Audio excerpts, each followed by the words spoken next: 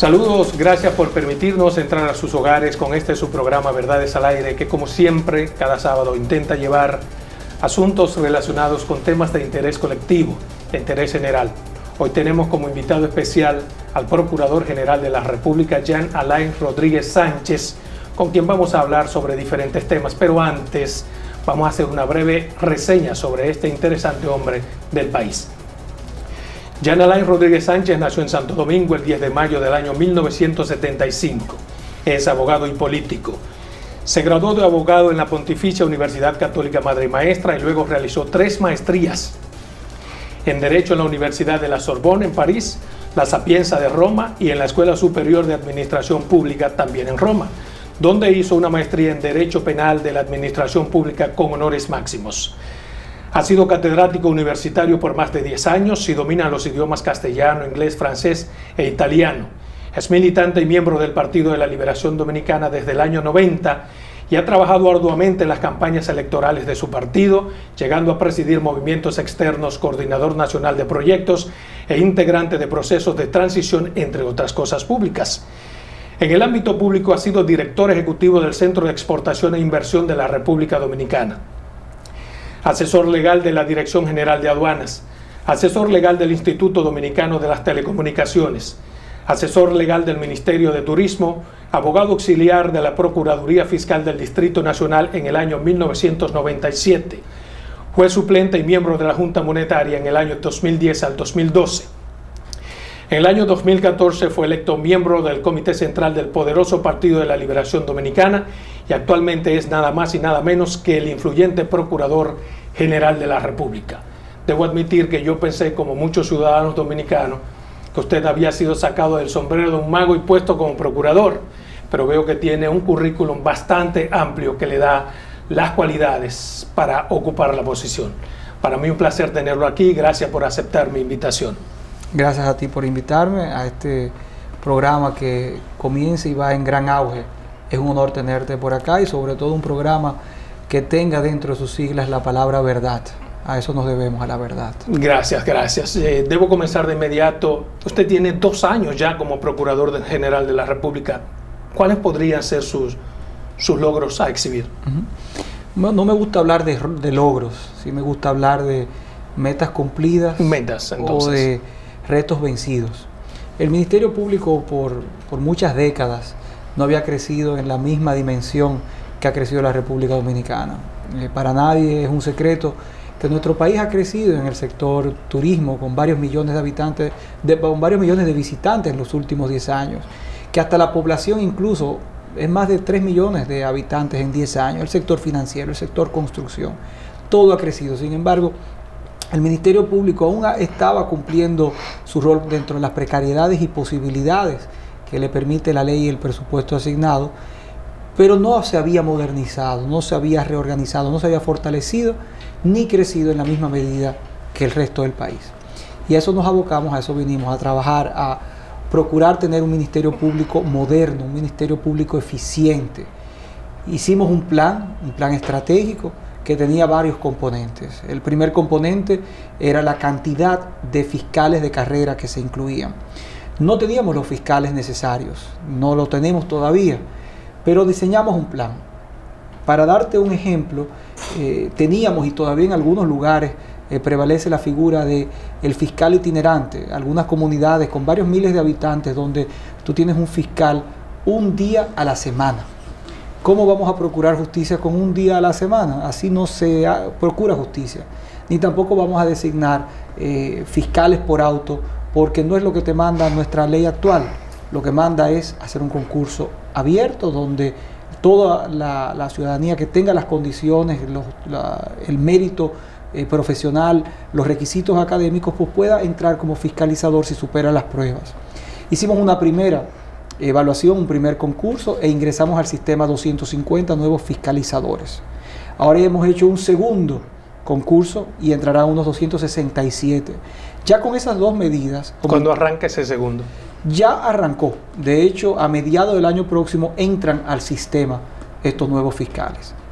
Con eso estamos aumentando la matrícula en un 50% de fiscales de carrera, porque es lo que manda la ley y queremos un Ministerio Público como manda la ley. El segundo pilar estratégico es la calidad, así lo definimos de forma corta. Cuando nos referimos a la calidad, nos referimos precisamente al nivel de preparación que deba tener. Si bien es cierto que ya han superado las pruebas iniciales, todavía les falta, porque queremos un Ministerio Público fuerte, con cambios. Y vimos y tenemos una escuela del Ministerio Público que ha venido cumpliendo su rol a través de los años. Pero nosotros no queremos que las cosas permanezcan igual, queremos que mejoren.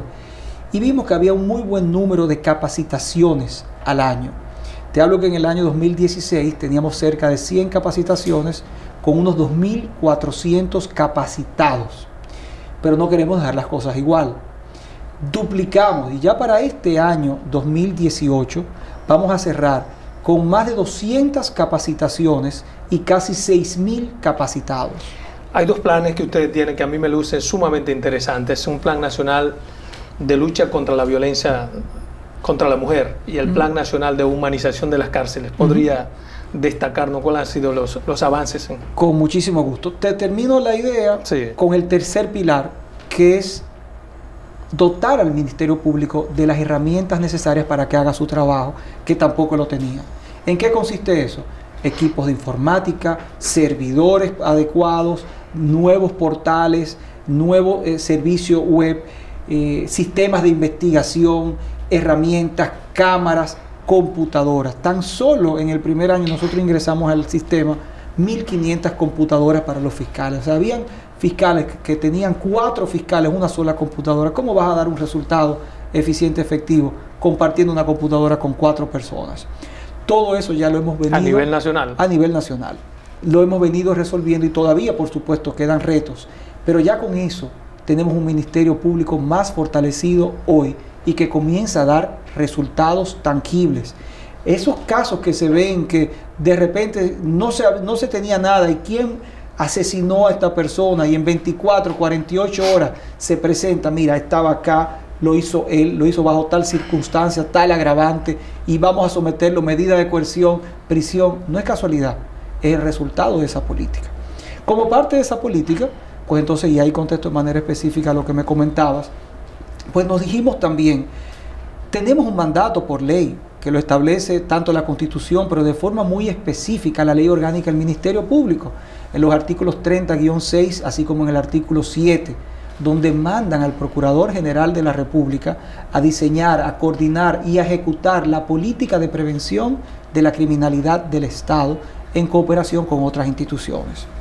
Allí vimos que, y es parte de la reestructuración interna, que no teníamos un departamento de estadística en la Procuraduría, una dirección. Habían diversos departamentos, pero no una dirección como tal.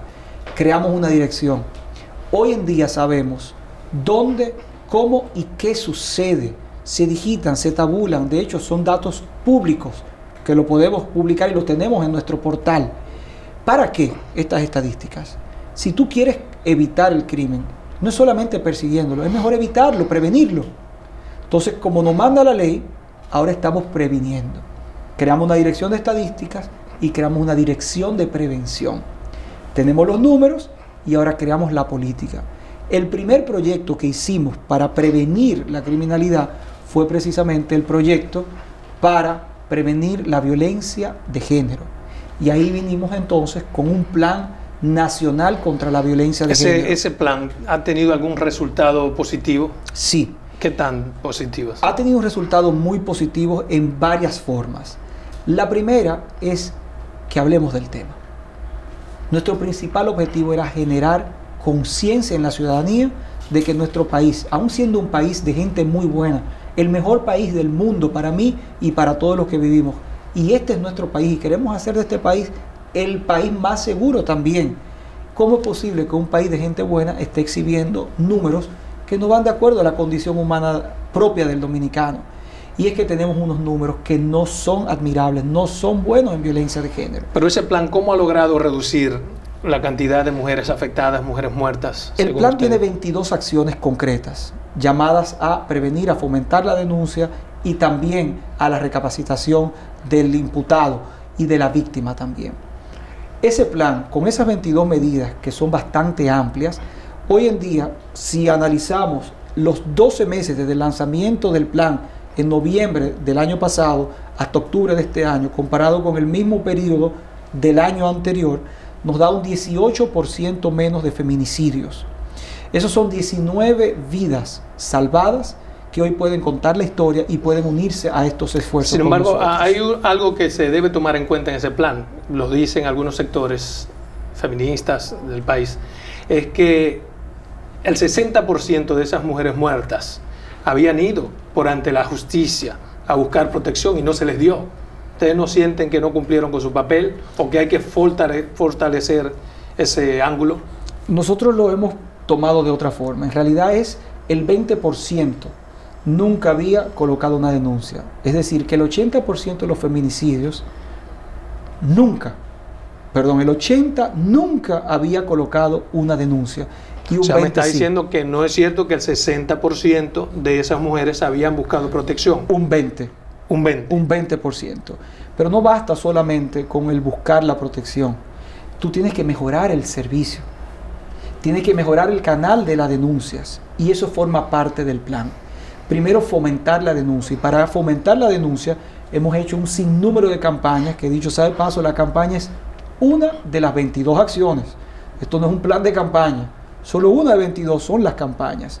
Y hemos logrado a través de esa campaña que todo el mundo genere conciencia de que tenemos una situación, aún no siendo el año pasado el peor que hemos tenido 3-4 años peores en estos últimos años, pero queremos acabarlo, porque aún con esa reducción que te he dicho, no es que sean buenos los números, reducimos un 18%, pero siguen siendo malos los números, y eso simplemente nos sirve de esperanza para ver que sí se puede.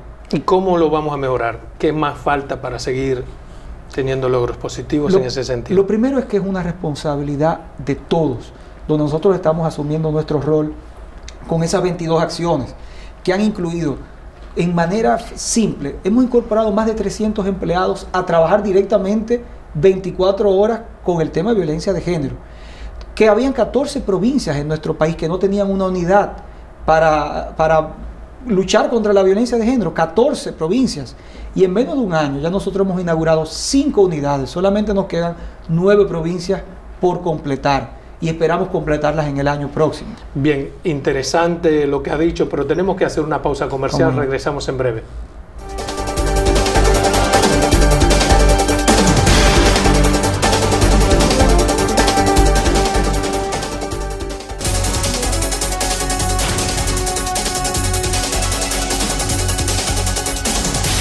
Bien, gracias por continuar con nosotros en su programa Verdades al Aire, hoy con esta interesantísima entrevista con el Procurador General de la República, que nos está hablando sobre algunos planes de sumo interés para el pueblo dominicano. Usted decía sobre el plan. Pues continuando con el Plan Nacional contra la Violencia de Género, son 22 acciones, algunas ya te las definía y te completo la idea. El plan ha incluido también un amplio proceso de capacitación de todo el personal que trabaja en la lucha contra la violencia de género. Eso ha incluido capacitaciones a la Policía Nacional, a los miembros del Ministerio de Salud que interactúan con nosotros, al propio Ministerio Público, a psicólogos, a forenses, todo el mundo capacitando para poder dar un servicio más eficiente. Te ha incluido también el poder tener un acceso mayor a la denuncia. Venía la campaña de denuncia, pero con un servicio. Y me refiero a la línea Vida, una línea que previamente funcionaba solamente en horario diurno y que hoy en día te funciona 24 horas al día. ¿Policía está bien integrada a este plan? Sí, hemos tenido... Porque hay ciudadanos que quieren poner una denuncia en cualquier destacamento y le dicen, no, aquí no se puede. No, que debe ser en la Fiscalía. Debe ser en la Fiscalía, ese es el lugar correcto. Tú puedes ir al destacamento, te debe dar el servicio. ¿Y la protección? Pero ahí debo decir que tenemos una colaboración muy positiva por parte del actual y el pasado también director de la Policía Nacional. Definitivamente hay un reto y muchos espacios de mejora, pero la actitud y la disposición tenemos que reconocer que ha sido muy positiva y la valoramos. Y así continúan todas las acciones, nuevas unidades, nuevo equipamiento, campañas, la línea Vida para el territorio nacional, con un equipo que tanto de una plataforma digital que te aguanta 50 líneas de salto automático al mismo tiempo, y así continúan todas las acciones. Educación, para que desde pequeños te sean educados en colaboración con el Ministerio de Educación, que también ha sido un gran aliado, para que las escuelas, también con el Ministerio de Educación Superior para las universidades, pero además de todo hemos integrado hasta el Ministerio de Defensa, colaboración con cientos de instituciones para más de 60.000 charlas que hemos dado de manera directa, el equipo nuestro, directo y de vinculados. Eso súmale todo el resto del personal. Es decir, es un gran movimiento que se ha hecho en torno a combatir este mal que es un mal cultural que existe en nuestra sociedad. Aprovechando el momento para decirte a ti y a todo el que nos escucha, que se fomente la denuncia, que sean solidarios con las víctimas y que nunca retiren una querella, porque eso debilita un expediente y deja a una persona que pudiera quedar en libertad, a pesar de que nosotros continuamos la acción pública, pero no lo debilita. Y además esa persona mañana vuelve y lo repite y vuelve y lo repite y puede terminar en una desgracia. Sobre el Plan Nacional Penitenciario, de humanización penitenciaria, 170 millones de dólares para esos aprestos, ¿cómo van? Vamos bien, y es un plan que me enorgullece poder resolver una situación de penoso estado y derechos humanos sobre nuestros internos. La Constitución de la República Dominicana te establece de forma clara cuáles son las sanciones que debe establecer nuestro Código Penal y te habla siempre de un derecho y un respeto a los derechos humanos. Por muchas décadas nosotros hemos presentado un hacinamiento inhumano en nuestras cárceles, sobre todo del viejo modelo, como le llamamos. Y eso no puede continuar. Son décadas y décadas y décadas donde tú tienes una cárcel como La Victoria, que tiene una capacidad de 1.200 personas ampliada y que alberga hoy en día cerca de 1.800 internos. Ninguna política penitenciaria puede ser eficiente con un hacinamiento de esa forma. ¿Ese plan será a nivel nacional o solamente las 3 principales cárceles? No, el plan es a nivel nacional, es un plan de humanización de todo el sistema penitenciario con 2 grandes componentes. El primer componente es la revisión de todos los protocolos para lograr unificar en un solo modelo humano orientado hacia la reinserción del privado de libertad al 100% de nuestras cárceles de forma paulativa. El segundo componente es infraestructura, donde se construirán todas las posiciones necesarias en infraestructura para que el déficit que tenemos ahora mismo, que es de casi 12.000 posiciones, sea cubierto y se acabe de una vez por todas el hacinamiento. Eso significa que vamos, ya sea o a ampliar o a construir instalaciones penitenciarias que van a resolver a nivel nacional totalmente el tema del hacinamiento. Aquí podremos decir, Dios mediante, en años y unos meses, que cada interno tiene un espacio, una cama, digno, decente, limpio, humano. Está preso, está allí en un recinto penitenciario. Pero todo esto, y vuelvo al componente primero, para una reinserción en la sociedad, que cumpla su pena, 20 años, 30 años, 5 años, lo que mande la ley y digan los jueces. Pero que cuando esa persona salga de allí, no sea un temor para ti o para cualquier otra persona decir ese es un aunque no depende de la comodidad que usted le ponga en la cárcel, ¿eh? No, es que no es comodidad, es humano. Ojo, o el trato humano que le demos en la cárcel. Hablamos de trato humano. Sí. Y sí, está probado científicamente que los sistemas penitenciarios donde se dirige a la humanización, pero de capacitación, de tecnificación, que esas personas tengan una oportunidad de reinsertarse en la sociedad, que tú le cambies el chip, que puedas con psicólogos, con tratamiento, poder hacer de esas personas de mal, personas de bien. Y que cuando salgan no vuelvan a delinquir o que no salgan peores, como puede suceder, que así esté segura. Y eso es prevención terciaria, eso es prevención de la criminalidad, que cuando transitemos en nuestras calles estemos más tranquilos. A eso yo como me comprometí. Y por eso el 16 de agosto del año 2016 yo juré ante la patria y Dios que iba a hacer cumplir las leyes, y las leyes me mandan a un sistema penitenciario más humano, más abocado a la reinserción, como debe ser. Bien, quisiera tocar otros temas con usted. ¿Cómo va el proceso de conformación de la selección de los jueces para el Tribunal Constitucional? Usted que es miembro del Consejo Nacional de la Magistratura. El proceso va bastante bien y dentro de un cronograma. ¿Te garantizan transparencia? Sí, siempre, totalmente. Eso nos rige a nosotros y siempre nos ha distinguido. No me refiero a usted. ¿Usted cree que el proceso en sí será transparente, que no habrá...? Totalmente. Es un proceso que va mucho más allá en la transparencia que exige la ley.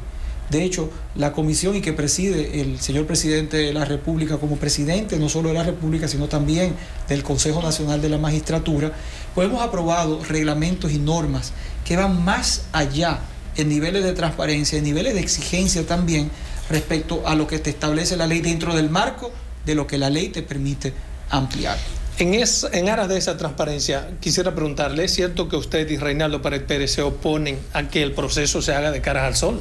O sea, con la intervención de los medios. No. Desde el principio a final, ¿por qué? No hay ningún tipo de oposición. Nosotros hacemos lo que manda la ley, pero además lo que manda la prudencia. Y para nada, es todo lo contrario. El proceso de entrevista va a ser un proceso público. Y no está la comisión necesariamente obligada. Pero la votación no va a ser pública entre ustedes para decidir. Nunca es pública en ningún lugar del mundo. Pero se ha pedido ahora que sea pública. ¿Por qué no es posible eso? A mí no me lo han pedido y si me lo pidieron en algún momento, me encantaría entender el porqué de hacerlo público si en ningún lugar del mundo se hace público. Bueno, quizás para que la gente vea quién votó a favor de quién y así tener un termómetro de hacia dónde se inclinan sus nuevos jueces. Ahí están las actas que dicen quiénes son aprobados y hacia dónde se va y hacia dónde no. Y en mi vida he tomado una decisión que no sea la que yo creo, en el criterio propio dentro de la dignidad, la ética y lo mejor hacia mi país. Ahora bien, siempre hay que estar atento de quienes a veces piden cosas, qué quieren, qué buscan detrás de todo eso. A veces no quieren, a veces sencillamente quieren generar una respuesta negativa para poder decir, se oponen a aquello o se oponen a esto. Seamos inteligentes, astutos. Si en ningún lugar del mundo, o en muy pocos lugares, si es que hay alguno, se hace así, ¿por qué lo quieren hacer? Veamos los modelos desarrollados, donde hay institucionalidad, donde funcionan las cosas. Así queremos la gran mayoría de ese consejo. Mire, arrancó de nuevo el proceso del caso de Brecht. ¿Ustedes esperan, el Ministerio Público espera condenas? ¿Cree que con las pruebas que tienen son suficientes para que haya resultados? Nosotros estamos convencidos de que si esas pruebas son valoradas de forma objetiva, debe de haber condenas. Nosotros respetamos al Poder Judicial, son los jueces quienes toman la decisión. Ahora nosotros cumplimos con nuestro trabajo y le hemos prometido desde el primer día a toda la ciudadanía, y así lo hemos cumplido, que nosotros vamos a trabajar, no importa quién, y así lo hemos hecho. Allí hay miembros de todos los partidos sometidos, gente que yo incluso conozco, y yo no tengo que ver con que lo conozco, no, si violó la ley, violó la ley, y hay que someterlo a la justicia, como lo hemos hecho. Pero aparte de las pruebas de Brasil, ¿hay otras pruebas que puedan sustentar? Desde luego, nosotros tuvimos más de un año prácticamente preparando. Le hago la pregunta y perdóneme, sí, porque hay sectores que comienzan a decir que con esas pruebas de Brasil será imposible que haya una condena para algunos de los imputados. ¿Ustedes garantizan que hay pruebas suficientes para ello? Hay 1.700 pruebas en ese expediente. Muchas de ellas ciertamente vinieron de Brasil. Y sorprende, y qué bueno que haces esa pregunta, de que muchas veces dicen, pero aquí falta gente. Pero allí falta gente. Sin embargo, todos los nombres, absolutamente todos los nombres que vinieron de Brasil fueron investigados y fueron sometidos a la justicia. Todos. Por eso venía aquella frase que sacaban de contexto de que están todos los que son todos los que están. Era en los documentos de Brasil.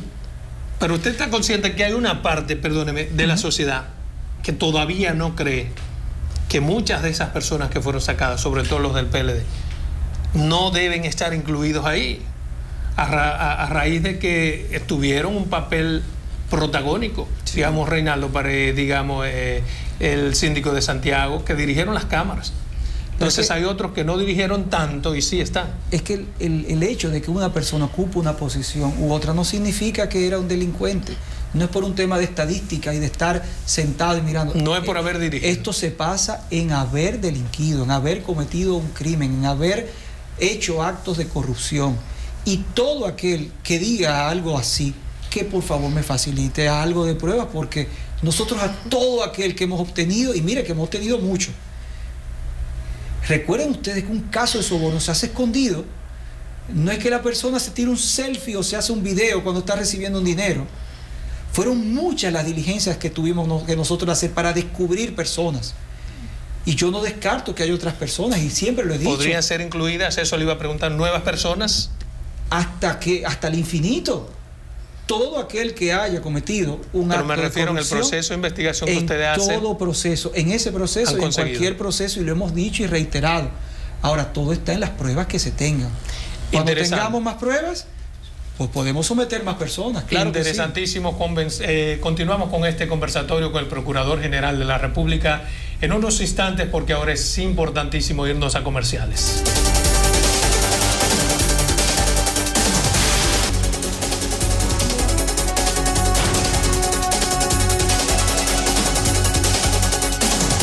Bien, continuamos con su programa Verdades al Aire con el Procurador General de la República.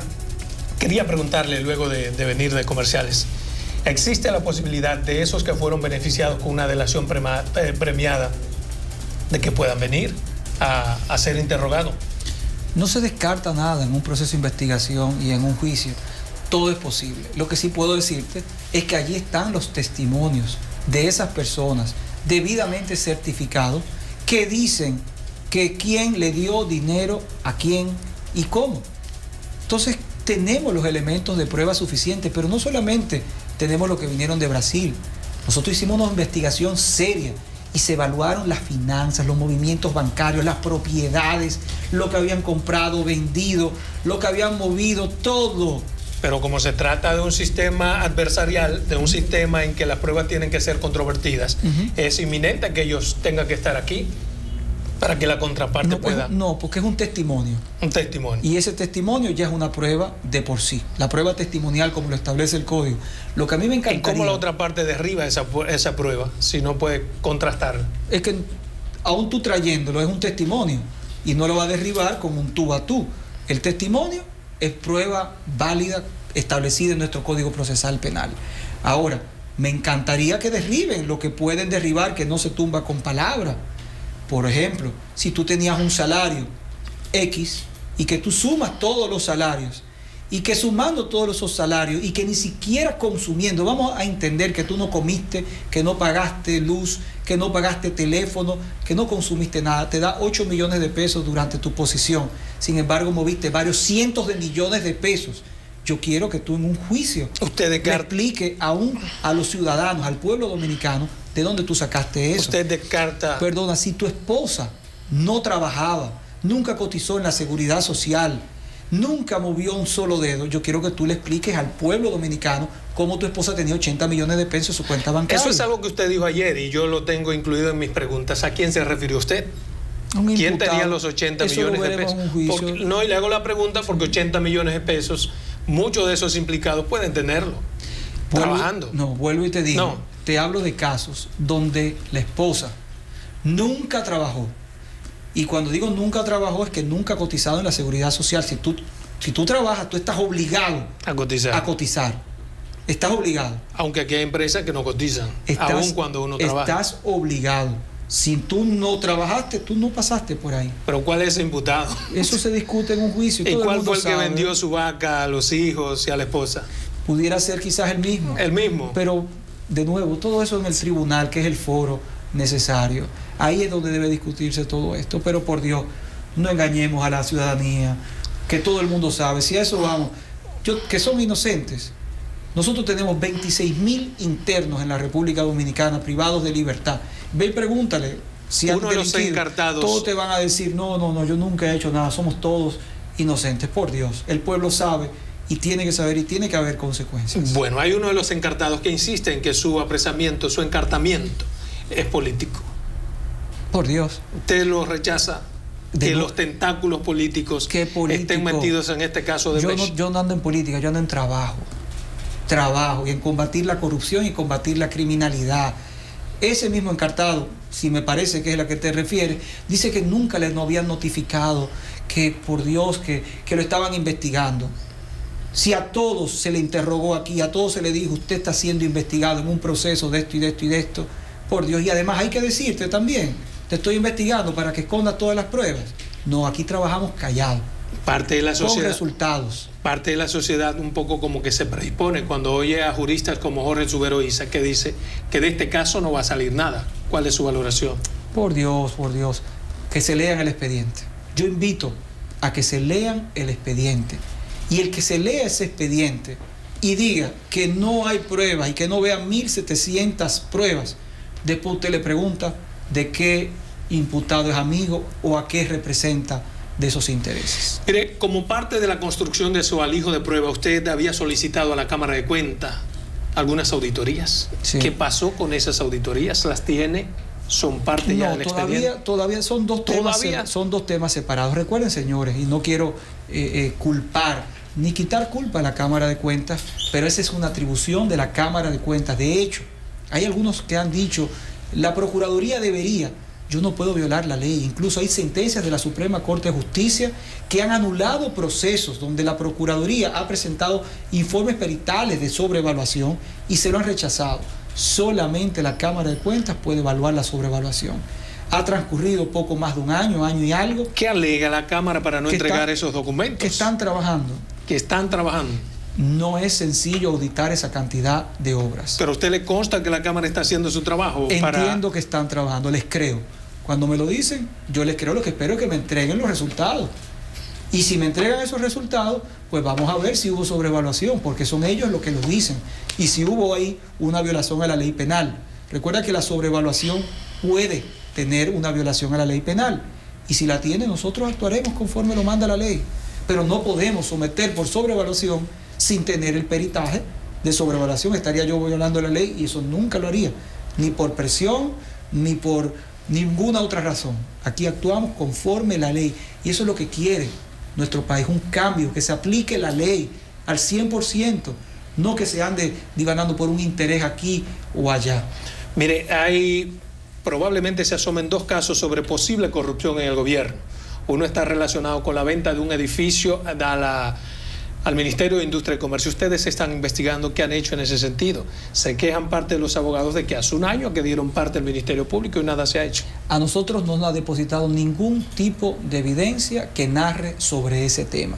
Todo lo hemos visto en los medios de comunicación y de hecho se le ha exhortado a las mismas partes que han hablado sobre ese tema a que no hagan un alegato de que me dijeron que... No, señor. O sea, usted no conoce, el procurador no conoce el caso de Industria y Comercio. Hay un caso de una deuda que se está conociendo.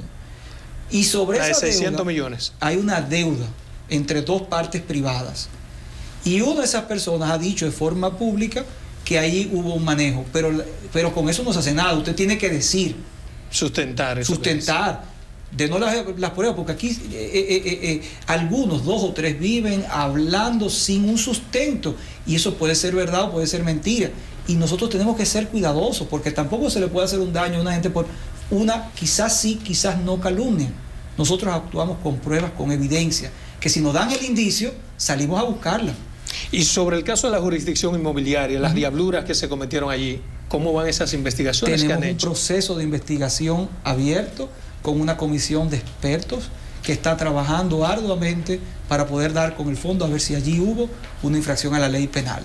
Y es un tema muy serio que por lo que nosotros hemos podido ver preliminarmente, pues debe de haber una investigación profunda que llegue hasta el fondo de este asunto. Usted ha dicho que no descansará hasta cuando vea que hay casos de corrupción. Hay algunos casos que la sociedad todavía tiene en su memoria. El caso Pimentel Caré. ¿Qué ha pasado con ese caso? ¿Y cuál es la ese investigación caso? Del hospital Nosotros no tenemos un proceso sobre eso, tampoco. De nuevo, se habla de la sociedad, pero ¿cuál sociedad? ¿Dónde están esas personas? Aquí hay que ponerle nombre y apellido de forma responsable. Que a tal movimiento, que tal gestor, que no sea responsable. Porque hay que ser responsable en la vida. Aquí estoy yo dando la cara, con las verdades. Pero hablemos las verdades, pero hablemos con sustento. No hay que hacerle un daño a una persona o a otra. Hay que actuar en justicia. Nuestro país está cansado de la impunidad y hay que trabajar para eso, pero con hechos, con pruebas. Porque esto es un Estado de Derecho. Si no, nos abocamos al caos y al anarquismo si actuamos como locos. Aquí hay que actuar bajo la regla, cumplir la ley y de forma activa, sin descanso. Sobre el caso Emily, ¿cuándo apelarán ustedes? Tan pronto no sea notificada la sentencia. Ya se ha reenviado varias veces la lectura de la misma, luego ellos nos notifican e inmediatamente nosotros nos notifiquen, pues preparamos nuestra apelación conforme el dispositivo como venga. Lo hemos anticipado, estamos completamente en desacuerdo con esa sentencia. No es solamente en desacuerdo, yo me siento personalmente indignado. Yo tengo hijos, yo tengo familia y antes de ser procurador soy un ciudadano. Y eso que se hizo, aunque respetamos a los jueces porque es su facultad, también tenemos el derecho de expresar que no estamos de acuerdo y de representar a las víctimas. Nosotros vamos a seguir luchando. Nosotros pedimos 30 y 20 años para esas personas y por tipificaciones muy claras. Eso fue un asesinato con complicidad. Eso no fue solamente distracción de menores. Distracción de menores es un elemento, pero allí también hubo procuración de impunidad y nuestras leyes, las de hoy, te tipifican de forma clara que si tú tratas de procurar impunidad para un hecho mayor, tú tienes incluso penas similares. Y eso que hizo esa señora fue cómplice y procuró impunidad. A mí que no me hablen que fue solamente poder ocultar un cadáver. No. Mire, hay otro caso. Fue mucho más que eso y todo el mundo lo sabe. Ella colaboró prestando su apartamento, le dio las llaves, le dio la orden y la instrucción a él, pero además de todo pagó 100,000 pesos para que se moviera el cadáver de un sitio a otro. Es una participación activa con hechos previos, durante y después del asesinato. Y esa sentencia no es justa ni es la que merece un hecho de esa magnitud. Y yo voy personalmente a continuar luchando para que en ese y en cualquier otro caso se haga justicia. Cumplimos con nuestro rol y los jueces deben cumplir. Y por último, recuerda que ese era un caso donde no había nada, donde todo lo que había era esa misma señora dando una declaración descarada, llorando, descarada a la opinión pública, diciendo: Emily, ¿dónde estás? Por favor, aparece, Emily, ¿dónde te queremos? Sabiendo ella que su hijo, con su complicidad, la había asesinado. Y gracias a la tecnología, gracias al trabajo del Ministerio Público con colaboración de la policía, descubrimos todo, lo sometimos y queremos justicia y lo vamos a perseguir. Hay otro caso que consternó mucho a la sociedad y todavía espera justicia, es el caso de Junior. ¿Cómo anda el proceso de extradición de uno de los implicados? El proceso va, pero es un proceso que hay que respetar las leyes de otros países. Así ¿A como, qué nivel va? Así como nosotros somos soberanos, pues también los Estados Unidos de América tienen sus leyes que hay que respetarlas. Sí, pero ¿qué se ha hecho desde aquí? Tuvimos el primer, estamos en contacto constante con las autoridades norteamericanas y así como también con la colaboración de nuestro consulado en Nueva York. Él está preso, eso es lo primero, ¿eh? O sea, que demos cuenta que está preso. Y ojo, una prisión que no cuenta y no se computa en República Dominicana, será adicional a lo que logre determinar un tribunal acá. Ya tuvimos una primera victoria, que fue que les rechazaran a él el quedarse allá. Ahora asumo yo que él va a apelar, o que debe de estar apelando en estos días, y el procedimiento seguirá conforme las normas. Pero por más que trate de dilatar, a todo el mundo le llega el brazo de la justicia. Las investigaciones sobre Quirinito, que está prófugo, ¿cómo van? ¿Podríamos dar una noticia al país de que antes de que termine el año el hombre estará aquí? A usted como ciudadano le gustaría, al igual que yo, que lo agarráramos, ¿verdad? Yes. Entonces no puedo darle los detalles de cómo va la investigación. Pero va la investigación, va avanzada. Desde luego que sí. Pero va muy avanzada. Desde luego. Los organismos de inteligencia del país están trabajando con ese tema. Yo confío en nuestros organismos y sé que nos presentarán resultados positivos. Mire, hay un proyecto de ley en el Congreso Nacional, un anteproyecto de ley sobre la castración de los hombres que cometan actos de violación. ¿Cuál es su valoración sobre este proyecto? ¿Usted lo favorece? Me da la respuesta en unos momentos porque nos vamos nueva vez a unos comerciales interesantes.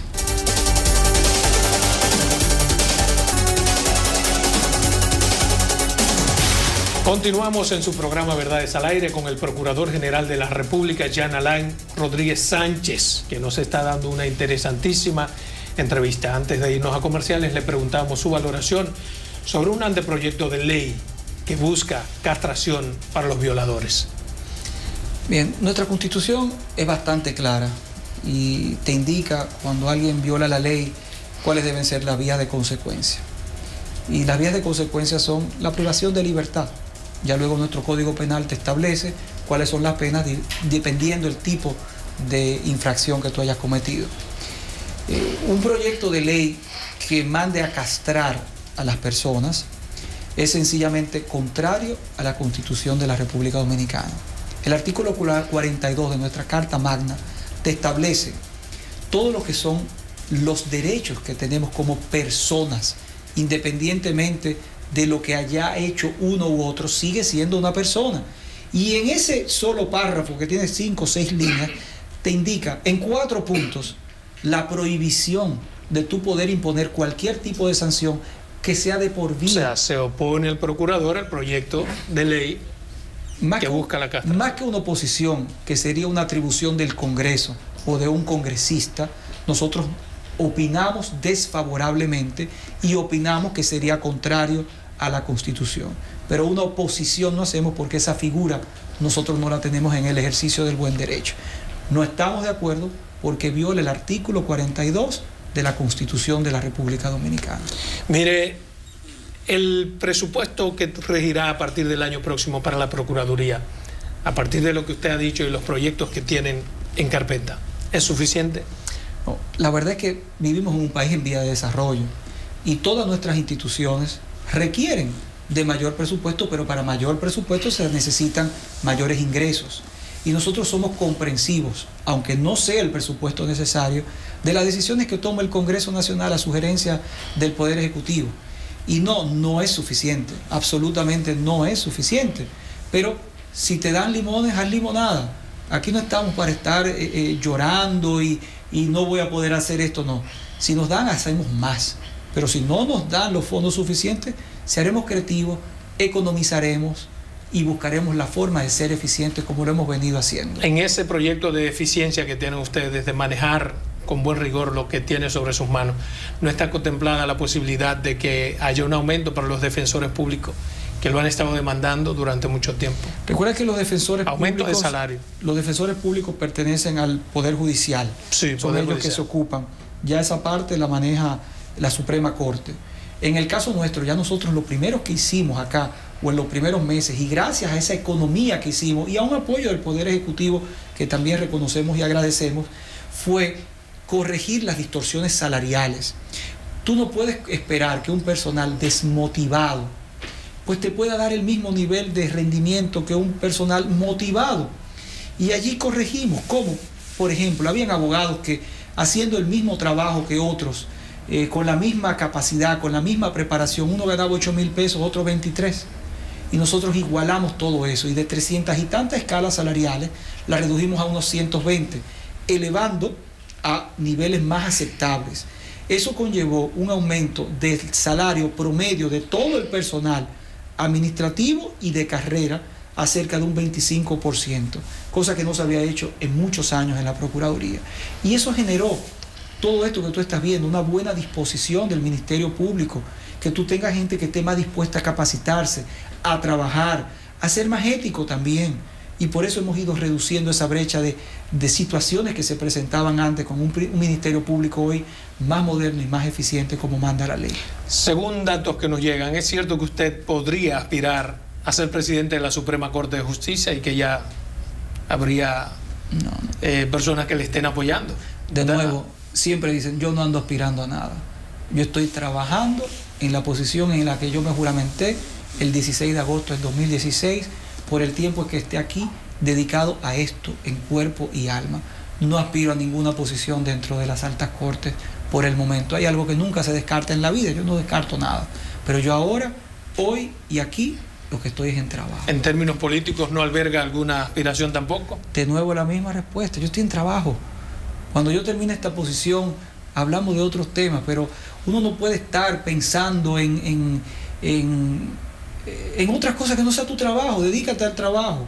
Y ahí es donde tenemos que enfocarnos todos, en solucionar lo que esa oportunidad que me ha dado Dios de yo poder hacer algo para la sociedad, poder servir. Eso es un honor, tú poder servir al pueblo, tú poder... Y no hay cosa más linda y que me dé más satisfacción que yo ver que junto a mi equipo tomamos medidas y que con eso se salven vidas, que con eso se salve la integridad de un ciudadano, que con eso tú puedas marcar la diferencia y dejar una institución, como lo hemos venido haciendo en cada institución que vamos, transformada, moderna, más proactiva, generando empleos donde estábamos antes y ahora pudiendo mejorar el sistema de justicia y brindándole un poco más de seguridad a los ciudadanos. Mire, a pesar de esa fuerte lucha suya contra la corrupción o de la Procuraduría, porque es un conjunto de hombres, no es usted solo, según datos, 73% de la población dice que la delincuencia y la criminalidad sigue siendo un factor que azota a todos. ¿Cuál es su valoración sobre el crecimiento de este flagelo? Yo me sentiría igual que la ciudadanía. Yo soy un ciudadano antes, con familia, y eso me motiva. ¿Usted entiende que sí, que ciertamente ha ido creciendo la delincuencia y la criminalidad? Esas encuestas, que las conozco bastante bien porque me rijo y miro los números para poder corregir, para poder impulsar proyectos de mejora, reflejan la preocupación. No reflejan un aumento en la criminalidad como tal, sino en la preocupación justa que tiene el dominicano por este tema y por lo que vive alrededor. Y esa preocupación es real, yo me uno a la misma, pero me sirve de aliento para trabajar cada vez más duro y lograr que los dominicanos nos sintamos todos cada vez más seguros y más confiados en nuestro sistema de justicia. Cuando usted dice que es una simple preocupación, que no refleja la realidad, ¿usted quiere decir que no es cierto que ha aumentado la delincuencia y la criminalidad? No he dicho ni que es una simple preocupación, ni tampoco he dicho que no refleja la realidad. La palabra simple no le dije. Es una preocupación muy válida, sí, y que refleja un sentimiento real. Ahora, todo depende, cuando tú hablas de criminalidad, de un sinnúmero de factores y un sinnúmero de tipos criminales. Hay algunos que han incrementado, hay otros que han disminuido. Por ejemplo, los homicidios como tales, y esto es numérico, han disminuido, pero hay otros tipos como el atraco, como los robos a celulares.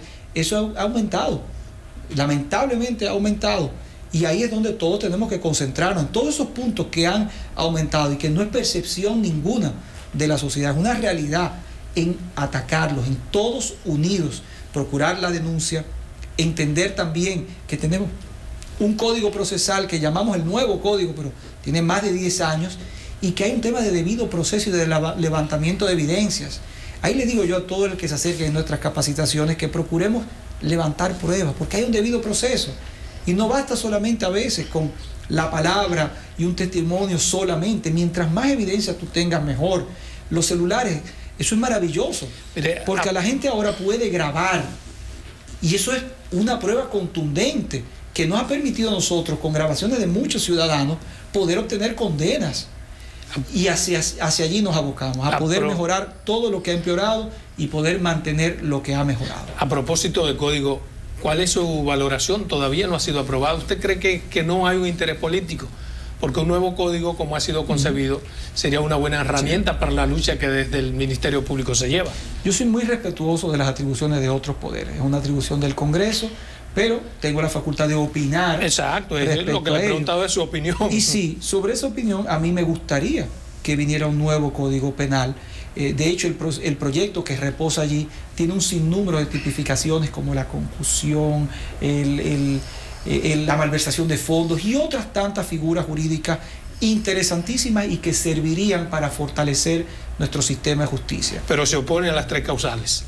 Sobre las 3 causales, yo tengo 2 perspectivas. Tengo una perspectiva como ciudadano, que podría dártela, sí, pero yo ahora mismo no soy el ciudadano. Yo estoy aquí en la condición de Procurador General de la República. Usted ambas cosas, pero deme la que usted quiera. Por lo tanto, yo me aboco, como lo comenté hoy, sí, en el Congreso, a la deliberación del Congreso Nacional, esperando que se aboquen a lo que dice la mayoría de la democracia de nuestro país. Pero como persona usted tiene una opinión, me dijo. Sí, pero yo no soy aquí una persona. Yo aquí soy el Procurador General y no puedo quitarme del cargo mientras tenga el decreto. Finalmente, y debo respetar al Congreso. Aparte, exacto, estoy de acuerdo con usted. Aparte de Procurador, usted es un ente político. ¿Cuál es su opinión sobre la reelección? ¿Te la favorece, sí, o no? Al político. A pesar de que tengo el derecho de poder opinar al respecto, porque la única prohibición que tiene la ley orgánica que rige la materia es de no participar en actividades políticas, pero por la independencia que rige al Ministerio Público y al equipo de trabajo digno que me acompaña, yo durante mi gestión, no solamente no he participado en ninguna actividad política, sino que no me aboco a opinar sobre ningún tema político. Mientras yo esté trabajando este tema, yo prefiero abocarme, aún tenga el derecho. ¿Pero por qué?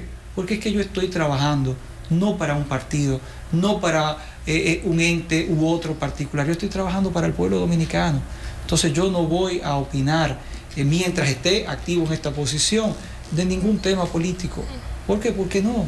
Prefiero no hacerlo, aún tenga el derecho. Yo me debo al sistema de justicia y hablemos de justicia, que es lo que yo